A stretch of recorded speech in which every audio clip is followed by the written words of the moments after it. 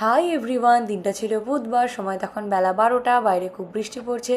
তো সেই বৃষ্টির সুযোগে আমি সুন্দর চুলটা খুলেছি আর একটা পুরনো জামাও পরেছি, এটা খুব ফেভারিট জামা। যাই হোক বলি, আমি যাচ্ছি হচ্ছে বাবার চেক আপে। তো ক্যাব বুক করেছি, আসছে ক্যাব।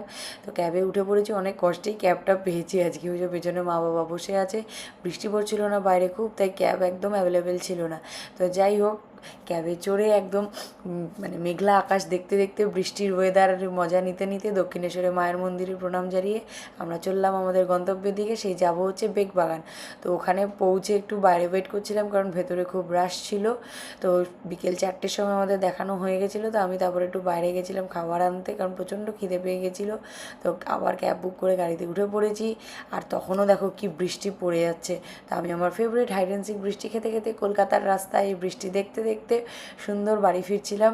অনেক দিন পর এই বৃষ্টিটা দেখলাম কলকাতার রাস্তায়।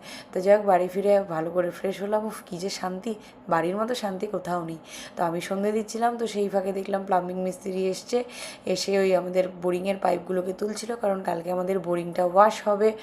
তো যাই হোক, ওরা ওদিকে কাজ করছে আর আমি এদিকে সন্ধে দিয়ে এসে একটু শান্তি করে বসলাম। তো রাতের নাইট কেয়ার রুটিনটাও করে নিয়েছি। তো যাই হোক, বাবার চেক আপটা যে খুব ভালো মতোই হয়েছে। তো চলো, আজকের মতো এখানেই শেষ করছি। দেখা হচ্ছে নেক্সট মিনি ব্লগে। ততক্ষণের জন্য টাটা, গুড নাইট।